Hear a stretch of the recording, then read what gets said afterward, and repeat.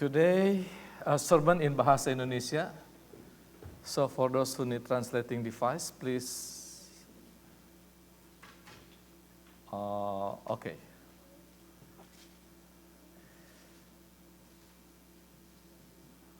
Oleh Johnny and Jeremy. Oh, okay. Thank you, Monique. Monique is going to be the translator today.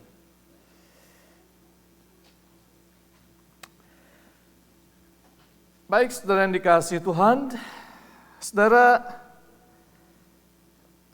saya mau cerita tentang sebuah pengalaman saat saya melayani di Jakarta.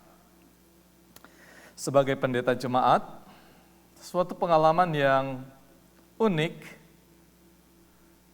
entah itu pengalaman lucu atau menyedihkan, tergantung dari cara pandang masing-masing, saudara. Jadi, ceritanya gini, dalam suatu,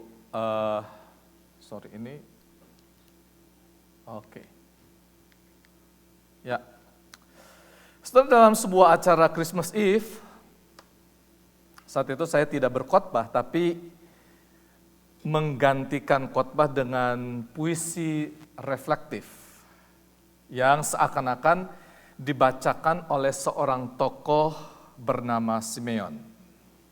Dan kita tahu saudara tentang Simeon itu, Injil di Lukas 2 ayat 21-35, ia seorang yang benar dan saleh, tinggal di Yerusalem.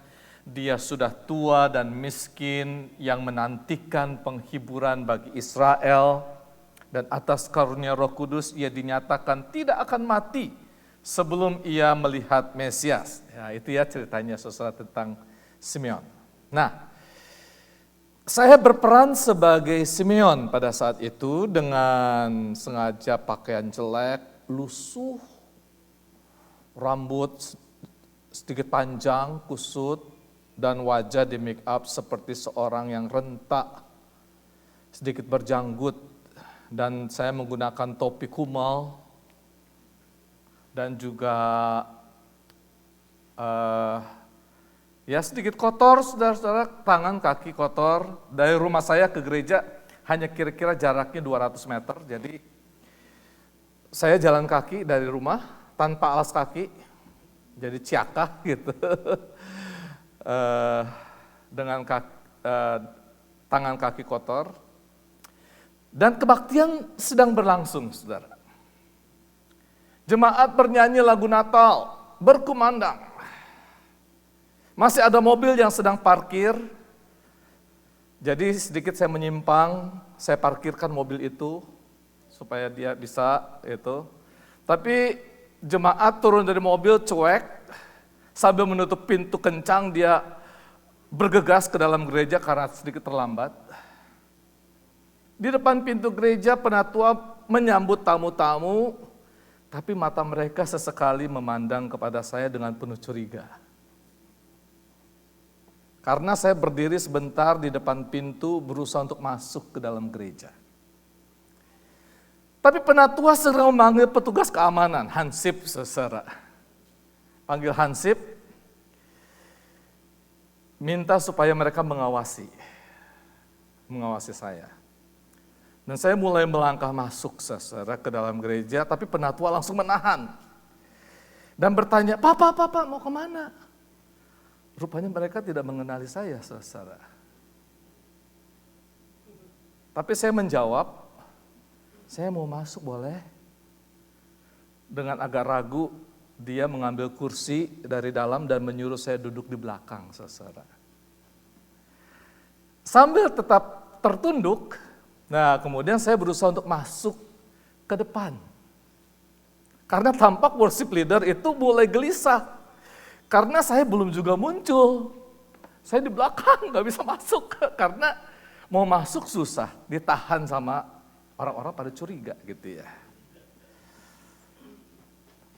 Jadi lagu sudah diulang, Pak untung belum masuk, kemana nih orang?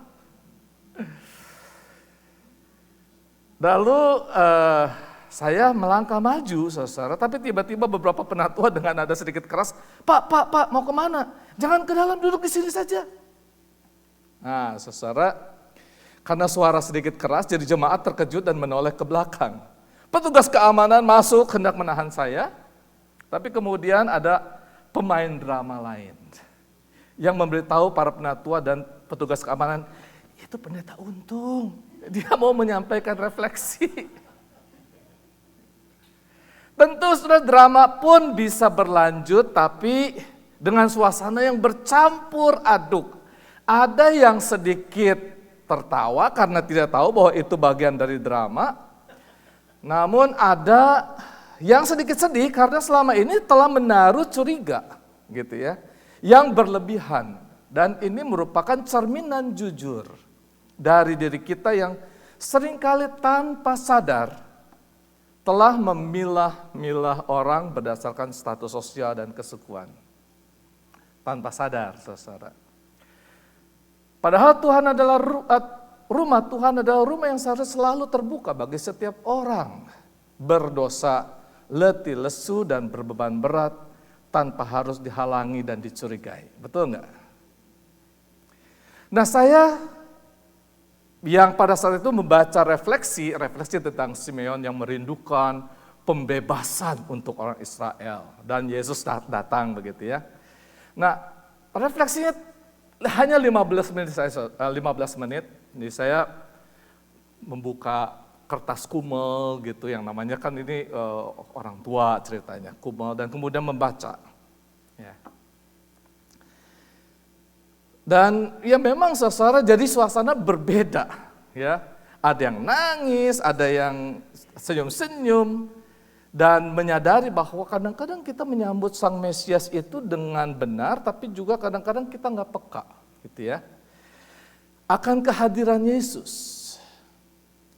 Kita tidak mengenalnya. Dalam Matius 25 ayat 37 dalam khotbah akhir zaman, maka orang-orang bertanya, Tuhan, bila manakah kami melihat engkau lapar dan kami memberi engkau makan, atau haus dan kami memberi engkau minum, dan seterusnya.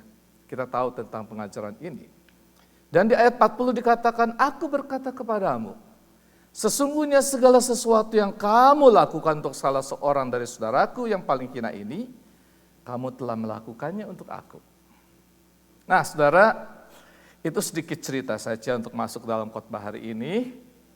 Tema pengajaran yang akan kita bahas hari ini berfokus pada hakikat diri Yesus melalui pertanyaan mengapa Yesus dalam kemanusiaannya harus mengenakan tubuh yang serupa dengan daging yang dikuasai dosa.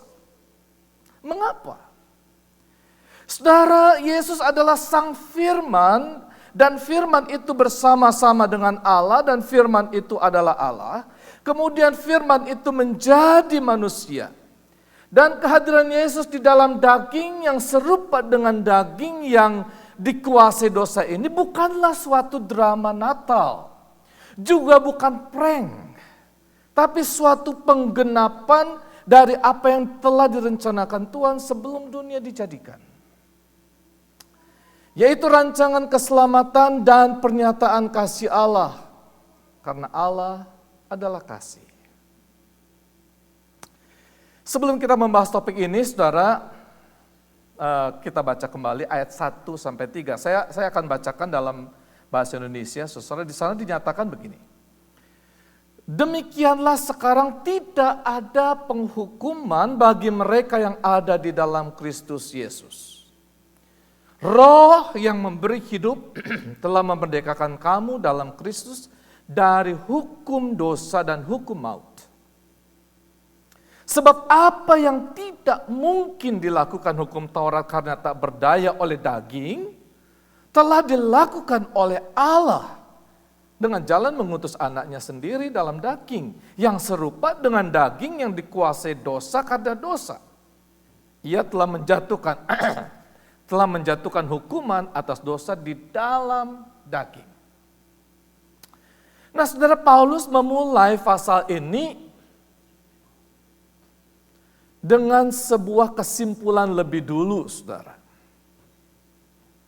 sebelum ia mengemukakan argumentasinya atau premis yang mendasarinya. Jadi sebenarnya saudara, kesimpulan di ayat 1 ini sekaligus merupakan sebuah penegasan terhadap apa yang telah dibahas di pasal 7. Ya. Di ayat 1 Paulus mengatakan, demikianlah sekarang tidak ada penghukuman bagi mereka yang ada di dalam Kristus Yesus. There is therefore now no condemnation to those who are in Christ Jesus. Paulus sudah menjelaskan sebelumnya bahwa, kalau saudara ikuti khotbah-khotbah sebelumnya,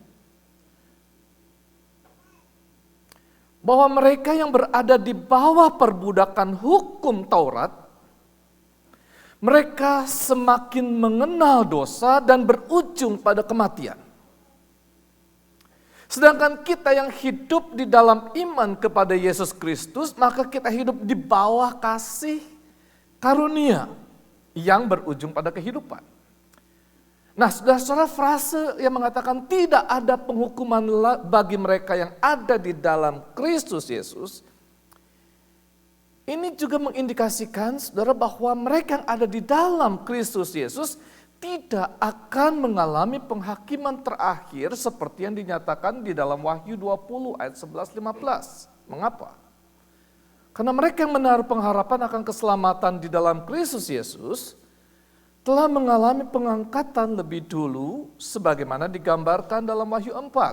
Dan berulang kali sebetulnya disampaikan pula oleh Yesus Kristus dalam Matius 24 ayat 37 sampai 44, Lukas 17 26 sampai 36, dan yang juga ditegaskan kembali dalam surat Paulus ya, 1 Korintus 15 ayat 51 52, 1 Tesalonika 4 ayat 16 17.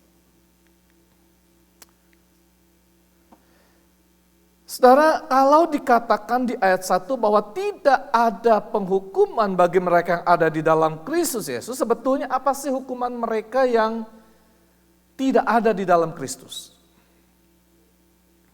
Tidak lain adalah kematian atau maut. Mereka yang masih mengalami keterpisahan dengan Tuhan, sang sumber kehidupan, mereka belum mengalami rekonsiliasi dengan Bapa Sorgawi, karena itu mereka tidak mendapatkan roh yang baru, Roh Kudus.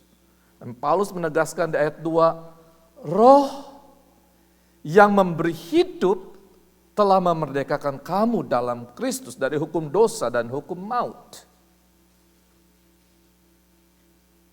Ya, jadi for the law of the Spirit of life in Christ Jesus has made me free from the law of sin and death. Pada perayaan Natal tahun lalu, saya memberikan ilustrasi tentang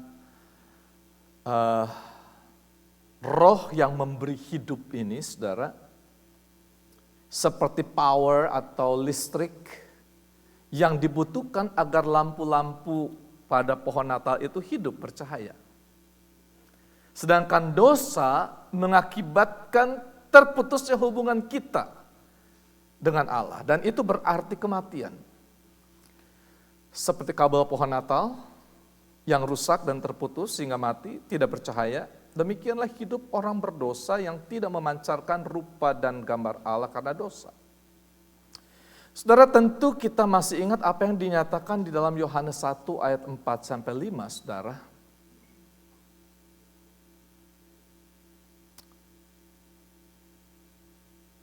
Di sana dikatakan, dalam Dia ada hidup dan hidup itu adalah terang manusia. Terang itu bercahaya di dalam kegelapan, dan kegelapan itu tidak menguasainya. Dan setelah Yesus bangkit dari kuasa maut dan kuasa maut dikalahkan, maka Ia menghembuskan roh yang baru kepada murid-muridnya. Yohanes 20 ayat 22, saudara.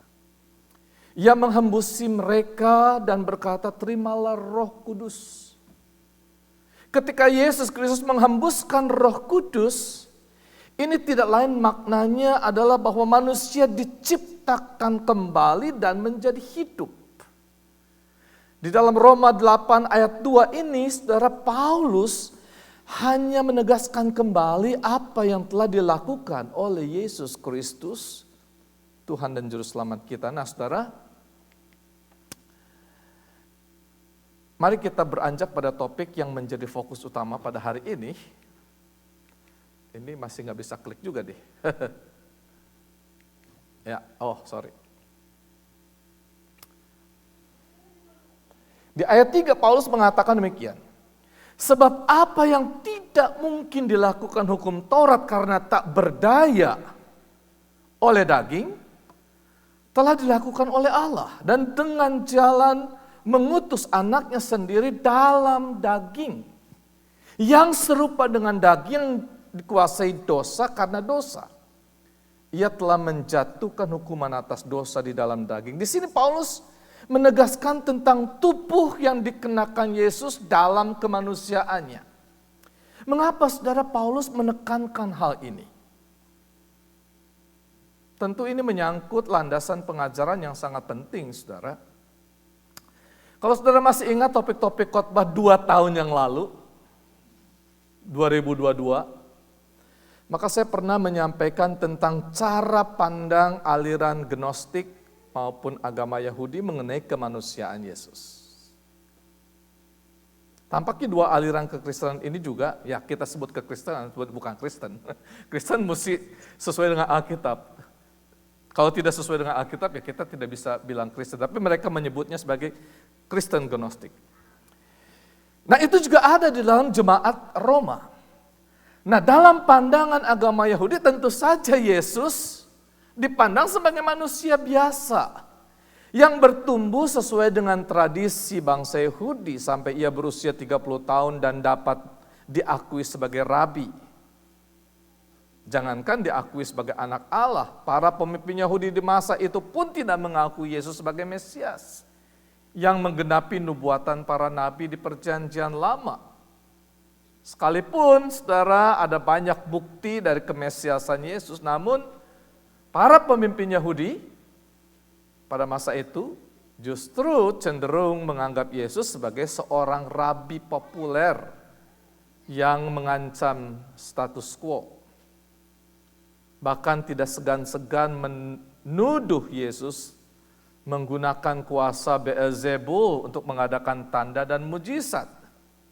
Jadi jelas saudara, bagi mereka Yesus adalah manusia biasa. Sehingga kebangkitan tubuh Yesus dari kematian pun disangkal dengan mengatakan bahwa tubuh Yesus telah dicuri oleh murid-muridnya. Namun demikian saudara, di pihak lain ada pula kelompok Yahudi yang justru sangat mengakui keilahian Yesus Kristus. Dan mereka menyebut dirinya sebagai kelompok Kristen Gnostik. Tetapi sesungguhnya bertentangan dengan ajaran Kristen yang Alkitabiah. Secara Gnostisisme mungkin merupakan bidat yang paling berbahaya bagi gereja mula-mula pada 3 abad pertama, saudara. Pandangan mereka sangat dipengaruhi oleh pemikiran Plato yang mendasarkan pemahamannya pada 2 premis yang keliru, saudara. Premis pertama, saudara, Gnostisisme mendukung dualisme roh dan materi. Gnostik percaya bahwa materi itu pada dasarnya jahat dan roh itu baik. Dan sebagai hasilnya, Gnostik percaya bahwa apapun yang dilakukan dengan tubuh dan dosa yang paling keji sekalipun tidak ada artinya karena hidup yang sejati hanya didapati dalam dunia roh belaka. Dan premis yang kedua, saudara, Gnostik mengklaim memiliki pengetahuan yang lebih tinggi, kebenaran yang lebih tinggi yang hanya diketahui oleh beberapa orang. Dan Gnostisisme berasal dari kata bahasa Yunani gnosis yang berarti mengetahui. Ya. Jadi para kaum Gnostik itu mengklaim bahwa mereka memiliki pengetahuan yang lebih tinggi bukan dari Alkitab, namun diperoleh melalui alam mistis yang lebih tinggi. Karena itu kaum Gnostik pada saat itu memandang diri mereka sebagai kelas yang lebih tinggi dibandingkan dengan orang lain, terutama karena pengetahuan mereka akan Allah. Nah saudara, dalam kaitannya dengan hakikat kemanusiaan Yesus, mereka memahami Yesus sebagai eliminasi dari Tuhan. Sehingga tubuh yang dikenakan Yesus adalah tubuh yang menyerupai tubuh manusia duniawi, namun itu hanyalah tubuh yang semu. Semu berarti memiliki penampakan yang serupa dengan daging yang dikuasai dosa, namun tidak sama dengan tubuh manusia sehingga tidak dapat berdosa. Nah, ini jadi sangat menyimpang, saudara. Bukankah kalau demikian, mungkin ada orang yang berpikir, oh kalau begitu Yesus luar biasa dong. Karena dia memang sungguh-sungguh Allah. Karena itu tidak salah dong kalau kita menyembah Yesus Kristus karena memang dia adalah Tuhan. Sehingga kita tidak dituduh sebagai memberhalakan manusia. Mungkin ada yang berpikir begitu, saudara. Namun demikian, saudara, sesungguhnya pemahaman yang demikian keliru. Karena konsekuensi dari pemahaman ini berdampak pada ajaran tentang kematian dan kebangkitan Yesus. Kalau tubuh yang dikenakan Yesus itu semu, maka kematian Yesus juga adalah kematian yang semu. Dan itu berarti tidak ada kebangkitan tubuh. Dan karena kematian Yesus itu semu, maka pengorbanan Yesus di atas kayu salib pun untuk menebus dosa manusia menjadi semu. Akibatnya manusia tidak pernah mengalami penebusan. Dan tidak pernah memperoleh pengharapan akan kehidupan yang kekal. Nah, saudara yang dikasihi Tuhan, kedua pemahaman yang tidak alkitabiah ini ada di dalam pemikiran beberapa anggota jemaat di Roma. Dan tentu masih relevan bagi kita saat ini. Karena pemahaman yang demikian masih terus berkembang. Sampai saat ini agama Yahudi maupun Islam tidak mengakui keilahian Yesus Kristus. Yesus hanya dipandang sebagai guru dan nabi yang dikaruniai kemampuan untuk melakukan tanda dan mujizat, tanda kebesaran Allah. Tapi Yesus sendiri bukanlah Allah yang menjadi manusia. Bahkan yang sekarang yang modern ini yang sedang berkembang adalah Kristen progresif. Itu sangat berbahaya, saudara. Kristen progresif yang tidak mengakui Yesus sebagai Tuhan. Karena itu saudara yang dikasihi Tuhan, pengajaran tentang hakikat diri Yesus ini menjadi sangat penting dan kita percaya bahwa apa yang dinyatakan oleh Rasul Paulus bukan sekedar aliran pemikiran Paulisme, melainkan sungguh Tuhan yang sejati telah menyatakan wahyunya kepada Paulus. Roh Kudus menginspirasikan rahasia ilahi tentang hakikat kemanusiaan Yesus Kristus, sehingga kita dapat mempercayainya sebagai kebenaran firman Tuhan. Jadi kalau saudara baca kitab Roma ini, kita percaya bahwa Tuhan menginspirasikan Paulus, Roh Kudus berbicara melalui Paulus. Di firman itu kita dengar. Kembali pada topik hari ini, saudara. Mengapa Tuhan mengutus Yesus Kristus? Anaknya dalam daging yang serupa dengan daging yang dikuasai dosa karena dosa. Pertama, saudara, tubuh Yesus adalah sama dengan tubuh yang dikenakan manusia pada umumnya. Yang bisa merasakan sakit, lapar, haus, dan lelah. Yesus perlu makan, minum, dan beristirahat sama seperti manusia pada umumnya. Darah Yesus sama merahnya dengan darah manusia. Namun ia tidak berdosa. Artinya apa Yesus tidak berdosa? Yesus dalam keadaannya sebagai manusia, ia tetap memiliki relasi yang tidak terputus dengan Yahweh. sang Bapa. Orang berdosa putus hubungan, Yesus tidak. Ia tidak di dalam keadaan bermusuhan dengan Yahweh. Kalau demikian, apakah Yesus bisa berdosa? Dalam keadaannya sebagai manusia, maka ia bisa jatuh ke dalam dosa. Karena itu makna pencobaan di padang gurun menjadi penting. Seandainya ia tidak dapat berdosa, ngapain ada pencobaan di padang gurun? Maka pencobaan itu menjadi tidak ada maknanya.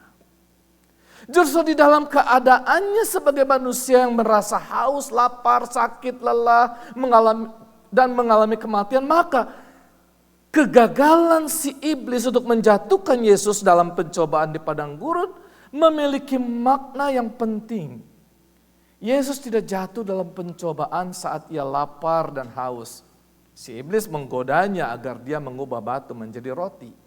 Yesus tidak tergoda menjatuhkan diri atas saran si iblis sudah membuktikan bahwa malaikat-malaikat akan diutus agar ia tidak terantuk ke tanah. Yesus tidak tergoda untuk memiliki kekayaan dan kekuasaan duniawi asal ia sujud menyembah iblis. Semua bentuk hawa nafsu atau sinful desires ini telah membuat manusia jatuh dalam dosa. Karena manusia hidup dalam kedagingan yang dikuasai dosa.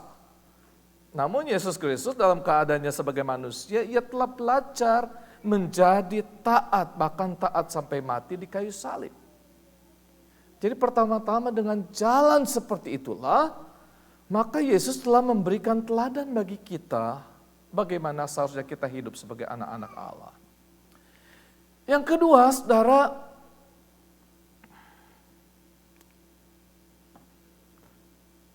Yesus mengenakan tubuh yang serupa dengan daging yang dikuasai dosa untuk membuktikan bahwa apa yang tidak mungkin dilakukan hukum Taurat karena tak berdaya oleh daging, telah dilakukan oleh Allah. Ayat 3a. Dan di ayat 4 Paulus mengatakan supaya tuntutan hukum Taurat digenapi di dalam kita yang tidak hidup menurut daging tetapi menurut roh. Dengan kata lain, tuntutan hukum Taurat telah digenapi lebih dulu oleh Yesus Kristus secara sempurna dalam keadaannya sebagai manusia, sehingga kutukan hukum Taurat itu telah berakhir. Yesus Kristus telah menanggung kutuk hukum Taurat melalui kematiannya di atas kayu salib. Karena hanya manusia yang tidak berdosa lah yang dapat menebus manusia yang berdosa. Karena itu Yesus yang dalam keadaan sebagai manusia membuktikan ketidakberdosaannya sehingga ia layak menjadi anak domba Allah yang tak bercacat yang menebus dosa manusia. Yang ketiga, Yesus sungguh-sungguh mengenakan daging yang serupa dengan daging yang dikuasai dosa, namun ia teruji dan tidak jatuh dalam dosa. Karena itu kematiannya di atas kayu salib bukanlah akibat kutukan dosa, melainkan karena ia dijadikan berdosa demi menanggung dosa seluruh umat manusia. Di dalam kematiannya maka ia terpisah dari Yahweh Sang Bapa untuk sementara waktu. Atau itu dia berseru, Eli, Eli lama sabatani. Allahku, Allahku, mengapa engkau meninggalkan aku? Itu menyatakan keterpisahannya. Lalu dia turun ke alam maut. Jadi kematiannya merupakan kematian yang sungguh-sungguh. Bukan semu, seperti Gnostik. Namun kemudian ia bangkit pada hari yang ketiga. Kebangkitannya pun bukanlah suatu drama, melainkan memang kebangkitan tubuh Kristus. Sehingga ia membuktikan bahwa kuasa maut telah dikalahkan. Dengan jalan itulah maka setiap orang yang beriman kepada Yesus Kristus mengalami kematian di dalam Kristus, menjadi serupa dengan Kristus berarti mati bersama dengan Kristus, dan sekaligus menaruh pengharapan akan kebangkitan bersama-sama dengan Kristus kelak. pada waktu sangkakala berbunyi dan kita akan dikumpulkan bersama-sama dengan Dia di awan-awan. Yang keempat, saudara, karena Yesus Kristus mengenakan tubuh yang serupa dengan daging yang dikuasai dosa, maka murka Allah terlampiaskan kepada Dia, supaya setiap orang yang percaya kepada Yesus Kristus tidak lagi hidup menurut daging, melainkan hidup menurut roh. Sehingga manusia dapat hidup berkenan kepada Allah. Nah saudara, saya akan bacakan kembali apa yang Paulus nyatakan di ayat 5-8 saudara. Dalam bahasa Indonesia. Sebab mereka yang hidup menurut daging memikirkan hal-hal yang dari daging. Mereka yang hidup menurut roh memikirkan hal-hal yang dari roh. Karena keinginan daging adalah maut, tetapi keinginan roh adalah hidup dan damai sejahtera. Sebab keinginan daging adalah perseteruan terhadap Allah, karena ia tidak takluk kepada hukum Allah. Hal ini memang tidak mungkin baginya. Mereka yang hidup dalam daging tidak mungkin berkenan kepada Allah. Nah saudara, beberapa hari belakangan ini kalau saudara mengikuti BATP, kita ini sedang membaca kitab Ulangan, saudara. Sekarang sudah Yosua. Yang lalu kitab Ulangan, saudara.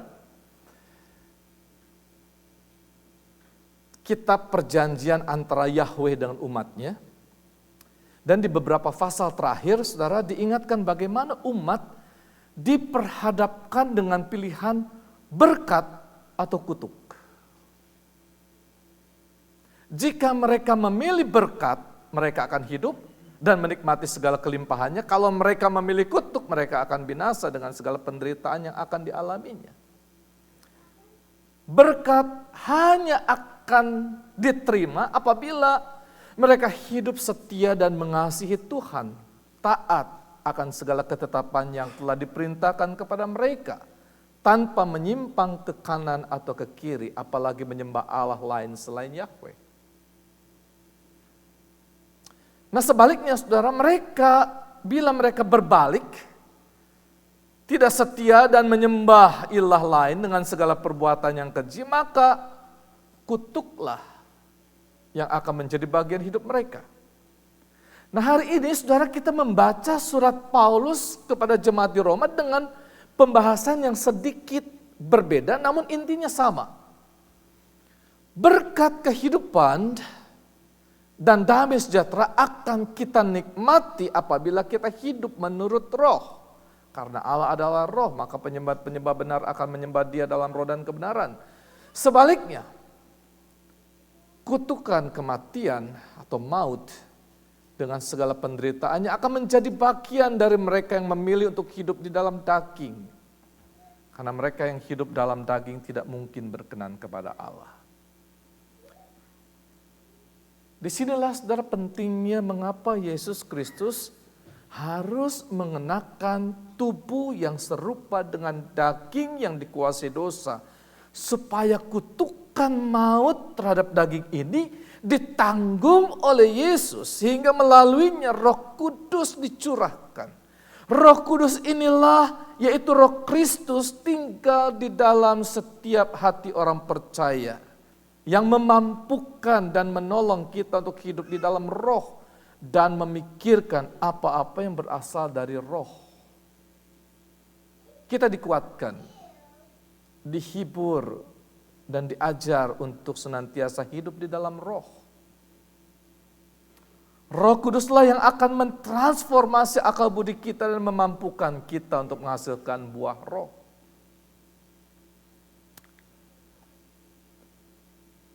Setelah dikasihi Tuhan, saya hanya akan memberikan kesimpulan singkat saja terkait dengan mengapa sih Yesus harus mengenakan tubuh yang serupa dengan daging yang dikuasai dosa. Pertama, alasan propitiation atau reconciliation melalui ketaatan dan kesetiaannya bisa menjadi jalan pendamaian. Walaupun Ia mengenakan daging yang serupa dengan daging yang dikuasai dosa, namun Yesus sebagai Adam yang kedua, tidak jatuh dalam dosa sehingga ia layak untuk menjadi korban yang sempurna, anak domba Allah yang tak bercacat untuk mendamaikan manusia yang berdosa dengan Tuhan. Kedua, alasan atonement. Melalui penderitaan dan kematiannya, ia mengakhiri kutukan hukum Taurat. Sekalipun ia adalah Allah, namun dalam kemanusiaannya ia mengenakan tubuh yang serupa dengan daging yang berdosa. Sehingga sungguh-sungguh mengalami segala penderitaan dan kematian dan turun ke alam maut. Dengan jalan itulah saudara, maka kutuk hukum Taurat diakhiri. Sehingga setiap orang yang beriman tidak hidup di bawah hukum Taurat, melainkan di bawah kasih karunia. Yang ketiga, alasan substitution, melalui kematian dan kebangkitannya. Ia tidak berdosa, dijadikan berdosa dan mati untuk menggantikan manusia yang berdosa.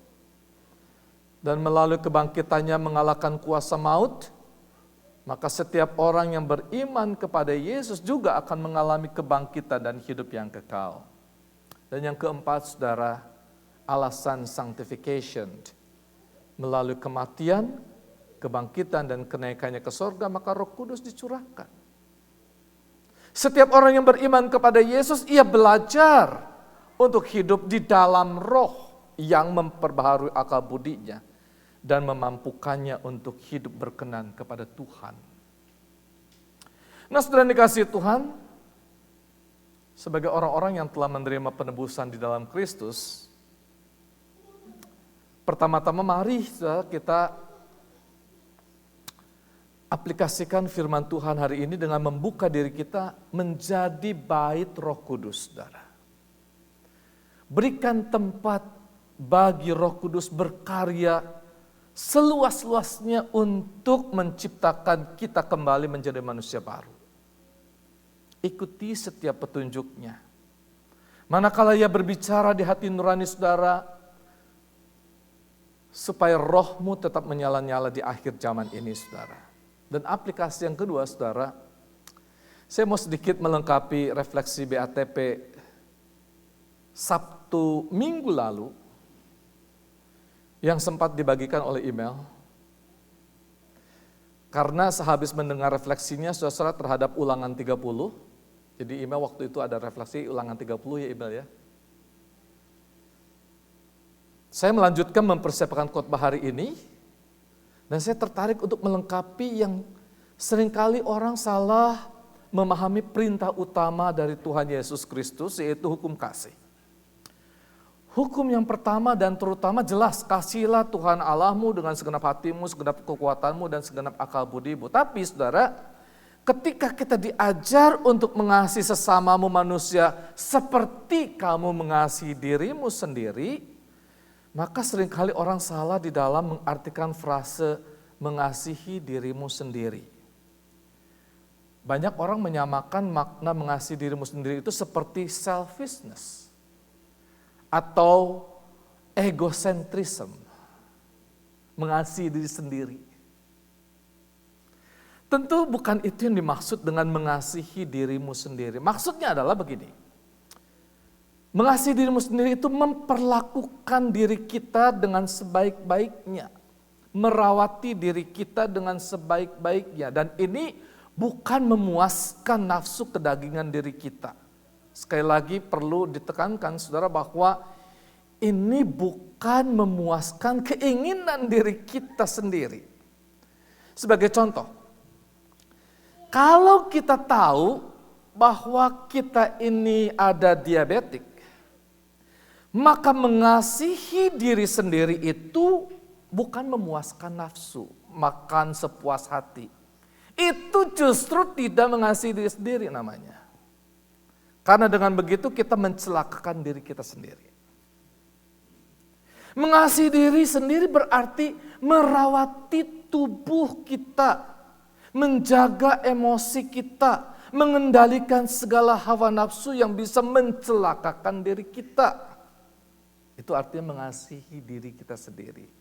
Dan dalam makna rohani yang lebih dahsyat, mengasihi diri sendiri adalah berusaha untuk hidup berkenan kepada Bapa supaya kita tidak binasa. Itu berarti kita mengasihi diri kita sendiri. Karena hidup itu lebih penting daripada tubuh. Maka Yesus mengajarkan, kalau matamu menyesatkanmu, cungkilah. Kalau tanganmu menyesatkanmu, potonglah. Itu cara mengasihi diri sendiri. Supaya kita tidak binasa, supaya kita tidak celaka. Dengan cara itulah kamu mengasihi diri. Nah saudara, kalau dikatakan kasihlah sesama manusia seperti dirimu sendiri, kita mengasihi dirimu sendiri, artinya kita berusaha untuk mengasihi sesama manusia supaya dia tidak celaka. Kita mau merawat dia sebagaimana kita pun merawat diri kita. Supaya mereka tidak binasa. Sebagaimana kita tidak menghendaki diri kita juga binasa. Jadi hari ini saudara kita belajar bagaimana Yesus Kristus di dalam kemanusiaannya. Nah saudara ingat, Yesus di dalam kemanusiaannya, dia menyatakan kasihnya kepada kita supaya kita tidak binasa.